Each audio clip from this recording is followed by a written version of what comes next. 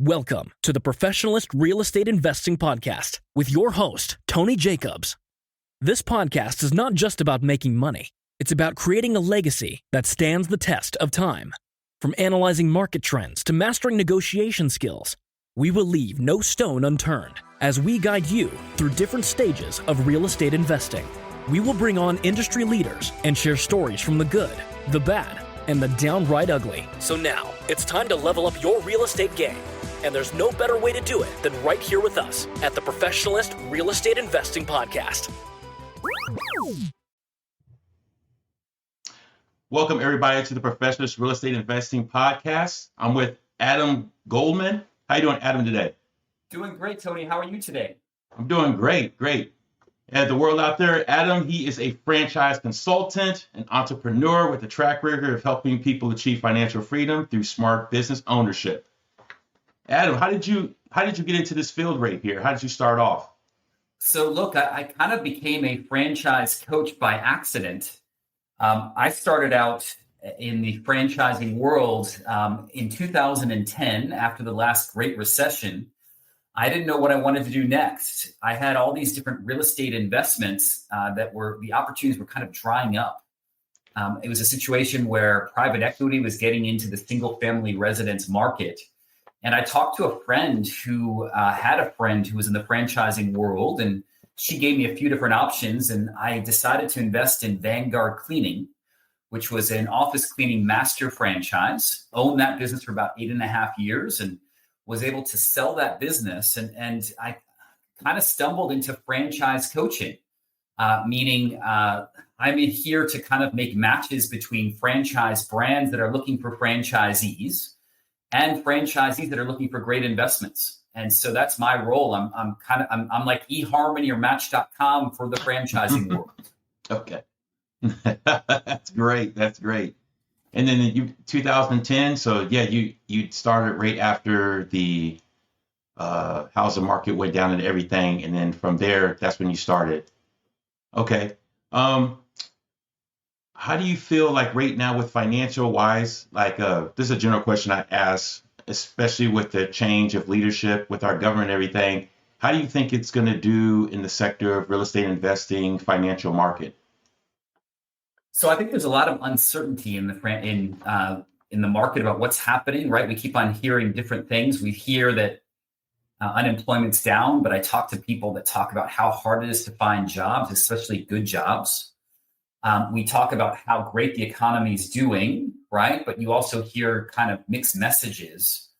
I would say that not all of my placements are real estate related when it comes to franchise investing, right? Franchise investors. Some are brick and mortar franchises, some are non-brick and mortar. I think that the outlook is very unclear.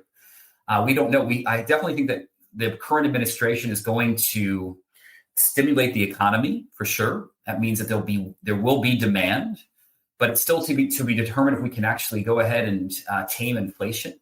I wish I had a crystal ball. I don't know where we're going. Yeah, that's true. I don't know where it's at right now. I know, like with the interest rate where it is, it's going to go down a little bit, but it's not going to be like it was when COVID was around. I said that was just a generational time period right there with the interest rate the way it was. I'm very grateful that I was able to buy my house and get a 2.5% jumbo mortgage. But the disadvantage of that, Tony, is that I'm never going to be able to sell my house and to find another house with that same rate in my lifetime. I don't think I'm kind of stuck in my house. Wow, that is true. That's true. The lowest I've ever seen someone in that time period is they got a 1.99.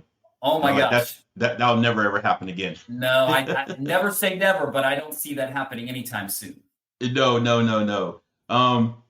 What type of actionable strategies do you use with you being a franchise coach? So look, my role is to kind of make this perfect match, and I have a personalized approach. And look, people always ask me, even at like cocktail parties, hey, Adam, what's the hottest brand out there? Which 3 brands would you recognize for me? Or would you recommend to me? And that's really, it's hard for me to, before I know people, to kind of give them my top 3. And so what I do is first I get to know them. I send out a survey that takes 5 to 10 minutes.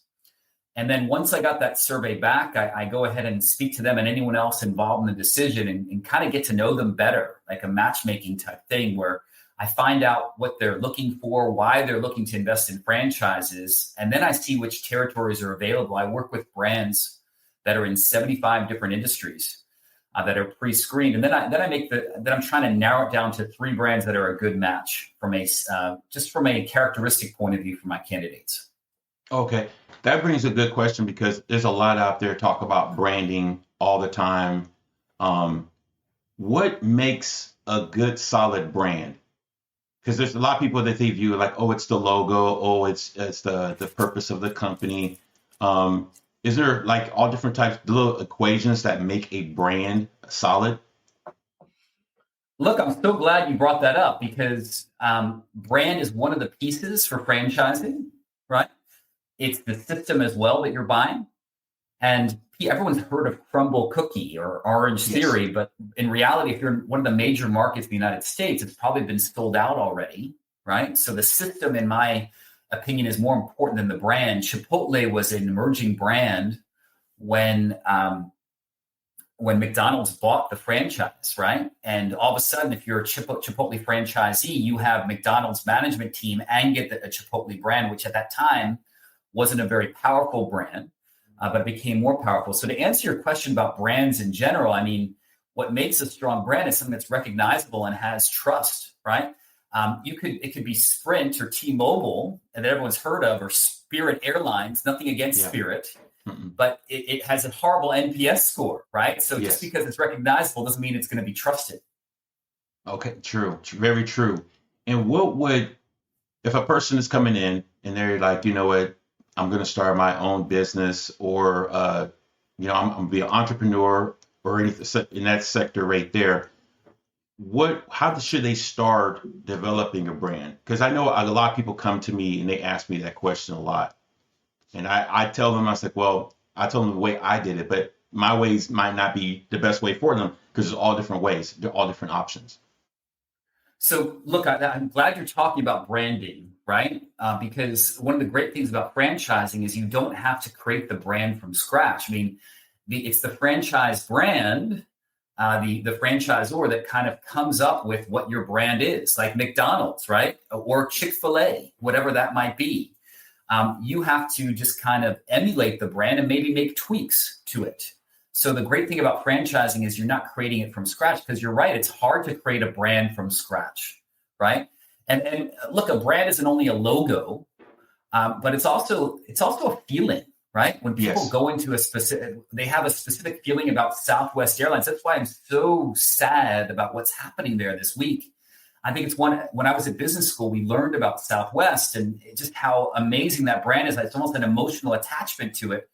And the private equity group that decided to take over Southwest and is making all these changes is really gutting the company. There's a reason why the valuation of Southwest was so much higher than all of its peers, because of their culture and the brand. People, Wall Street was willing to give it a higher valuation up until this week. It's really sad. And I was looking at that too, because I'm always listen to a lot of news. Especially when it comes to business, aren't they laying off people? This is like the first time in many years that they're laying off people. First time ever to lay off people. They're laying off 15% of their workforce. And by the way, no more seating that is by section or by letter, right? It's going to be assigned seating on Southwest. Oh, it's going to be assigned seating now? Yep. Oh, wow. That's a huge change, because Southwest, you just go on board and first come, first serve. That's how I always loved it. Yeah, me too. Yeah, it's coming next year, and they're taking what made it different, the core of the brand or the core of the company, the essence of the company, and just kind of the differentiator, and getting rid of that. And look, I mean, a brand is also a unique selling position, right? I mean, when you think of certain brands, like when I was a kid, you think of things like UPS, right? Next day there, whatever it is, you have like this vision of what it might be. Coca-Cola spends billions of dollars or millions of dollars to make you think that caramel flavored water is somehow refreshing and going to be, exactly, or whatever it might be. It's just the essence of the business. Yeah. Why do you think that a lot of companies I don't know where it's like maybe third party. Why do they, if it isn't broke, don't fix it? Why do you feel that a lot of them change like from their solid background to something different? It's like, is it the sign of the times, or they want to experiment some, or are they bored?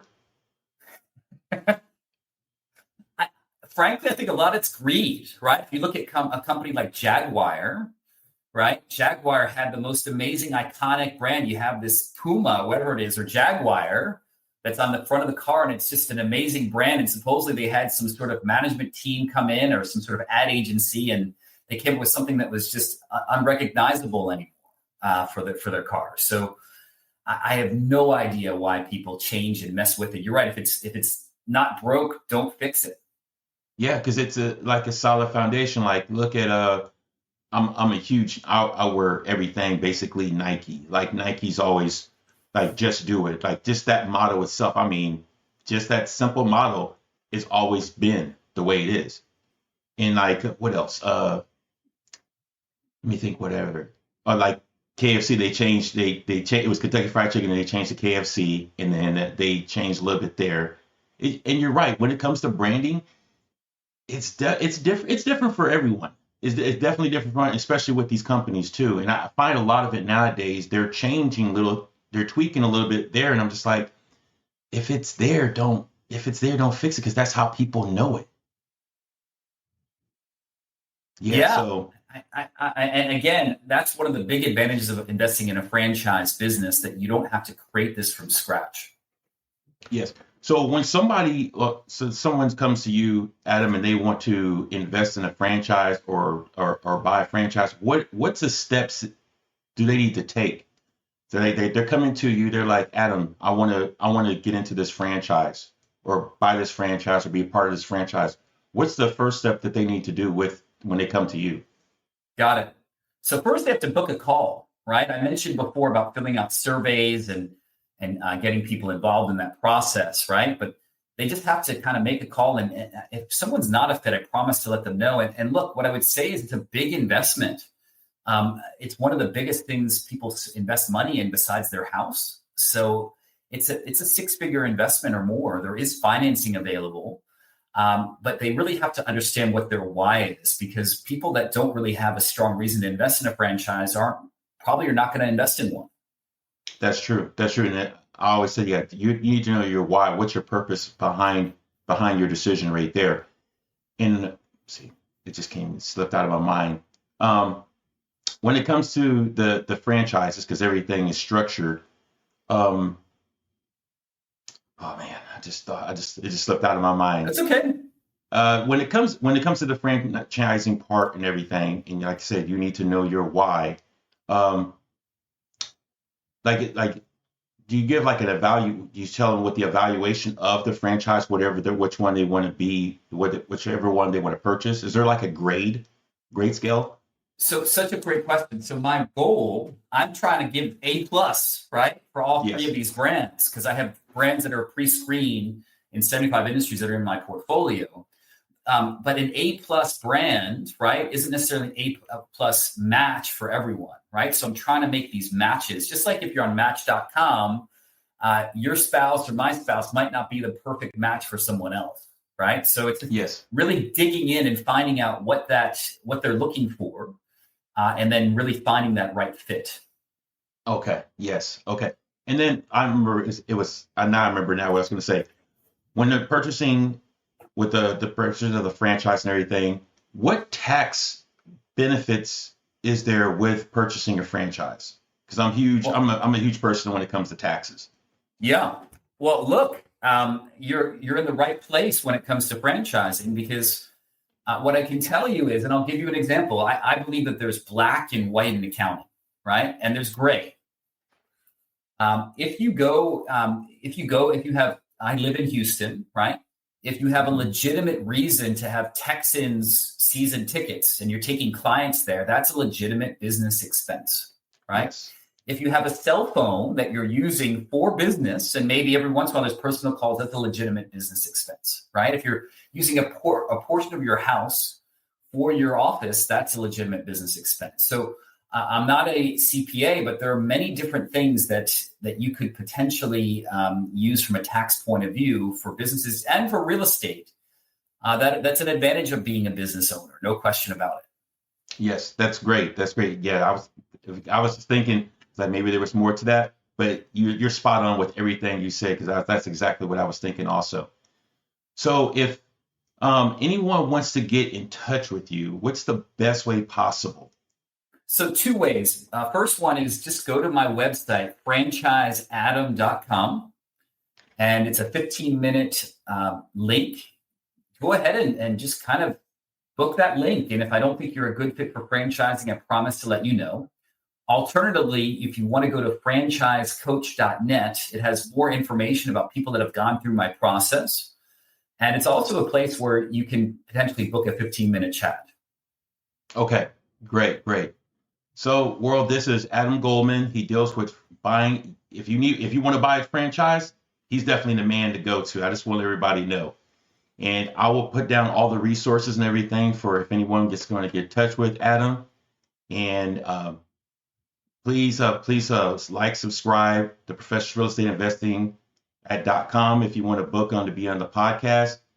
Adam, this is an honor and a pleasure, because I didn't know anything about franchise and how it was structured. I would definitely get your information on the podcast on everything that's needed for people to come to you. And rather than that, it's an honor and a pleasure having you on the podcast. I know we've been having our hiccups back and forth, but we finally got on it. And just want to let the world to know what Adam does. Thank you so much, Tony. It's been my pleasure to be on the ship. Thank you so much. And I'll get everything out there, and everybody have a blessed day.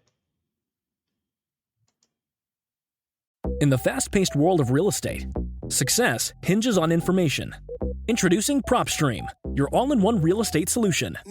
Find properties, analyze markets, and generate leads effortlessly. With PropStream, you're always one step ahead. Access it anytime, anywhere, and watch your business thrive. Don't miss out on the future of real estate. Get started with PropStream today.